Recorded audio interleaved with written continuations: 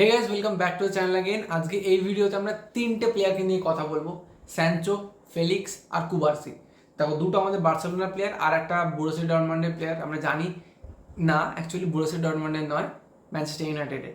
তো আমরা স্যানচোকে দিয়ে স্টার্ট করবো, শেষে আমাদের বার্সেলোনা দুটো প্লেয়ারে আসবো। দেখো, স্যানচো যে ধরনের পারফরমেন্স বোরুসিয়া ডর্টমান্ডে গিয়ে এই সিজনে দিয়েছে, তো সেটার জন্য আমরা পরিষ্কার দেখতে পাচ্ছি যে স্যানচোর একটা বিভৎস ডিমান্ড মার্কেটে ক্রিয়েট হবে। আচ্ছা, এরপরে যেটা বলছে যে ইউনাইটেড কোনোভাবেই সানচোকে টিমে রাখতে চাইছে না। তো ইউনাইটেড একটা প্রাইস ট্যাগ সেট করে দিয়েছে, 40 মিলিয়ন অ্যাপ্রক্স রেখেছে।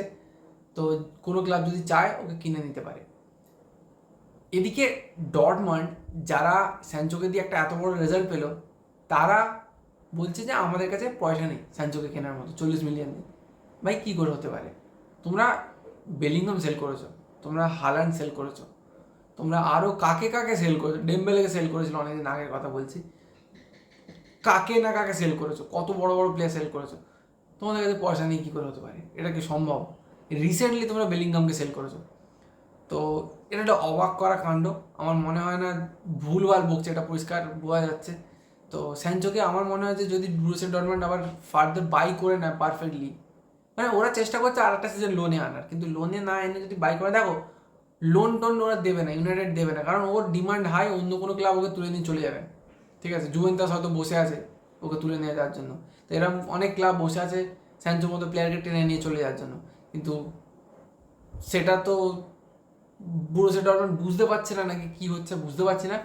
তবে বোরুসিয়া ডর্টমান্ড চাইছে যে ওরা আবার লোনে নেবে, কী জানি কী হবে। আমার মনে হয় বোরুসিয়া ডর্টমান্ডের স্যানচোকে কিনে নেওয়াটাই বেটার হবে, আর ইউনাইটেড কোনো মতেই স্যানচোকে রাখবে না টিমেতে। আর যেহেতু এরিক টেন হ্যাগ রয়ে যাচ্ছে, আর কোনো চান্সই নেই। আচ্ছা, এরপরে আমরা আসবো কুবার্সিতে। দেখো, কুবার্সির, দেখো বার্সেলোনার ডিফেন্সে একটা খুব ইন্টিগ্রাল পার্ট ছিল। যতটা ইম্পর্টেন্স আমাদের ডিফেন্সে আরাউহো আর কুন্ডে হোল্ড করেছে, এবারে কুবার্সিও ততটা ইম্পর্টেন্সই হোল্ড করেছে, আমরা বলতে পারি, মানে কনফিডেন্সের সঙ্গে বলতে পারি। কিন্তু এই প্লেয়ারটাকে স্প্যানিশ ন্যাশনাল টিম থেকে আউট করা হয়েছে কেন? কোচ বলছে যে আমরা কোনো বাচ্চা ছেলেকে নিয়ে আর রিস্ক নিতে চাই না। আমরা পেদ্রির সাথে কী হয়েছে দেখেছি, ওভার টাইম প্লে করানোর জন্য একটা প্রেশারে সে ভুগেছে, অনেক ইঞ্জুরিজ সে পরে ফেস করেছে। তো সেই জন্য ওরা চাইছে, মানে কোচ চাইছে না যে কুবার্সির সাথে সেম কিছু হোক। কিন্তু অ্যাকচুয়ালি কি সেটাই না এখানে কোনো রকম পলিটিক্স আছে, সেটা ঠিক বোঝা যাচ্ছে না। কিন্তু কুবার্সি আপাতত ইউরোস থেকে আউট বলতে পারো। আচ্ছা, এরপর আমরা যদি ফেলিক্সে আসি, দেখো ফেলিক্সের একটা অসাধারণ রান চলছে, এই ন্যাশনাল টিমেতেও ভালো খেলছে, যথেষ্ট ভালো খেলেছে যতটুকু টাইম পেয়েছে। আর বার্সেলোনার তে লোনে থাকাকালীন ও যে খুব একটা খারাপ খেলেছে তা নয়, ভালোই খেলেছে, একটু কম টাইম হয়তো পেয়েছে।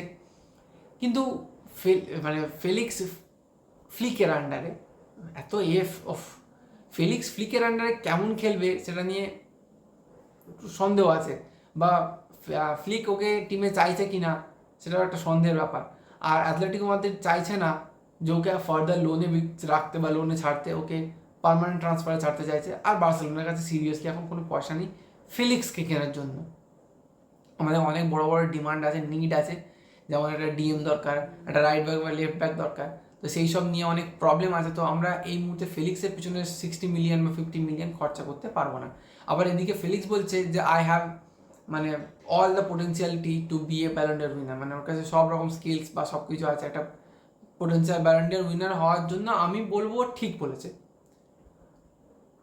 আপ টু সার্টেন লিমিট ঠিক বলেছে, মানে যথেষ্টই ভালো প্লেয়ার, কিন্তু মাঝে মধ্যে নিভে যায়। মানে 90 মিনিট যদি ও খেলে, ও 15 মিনিট 20 মিনিট খুব ভালো জ্বলে, আর বাদ বাকি টাইমটা নিভে যায়।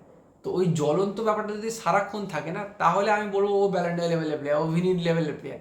হয়তো ভিনির মতো পেস নেই, কিন্তু যে টেকনিক্যালিটি আছে সেটা খুব হাই, মানে অনেক হাই লেভেলে। আমরা অনেক ঝলক দেখেছিও।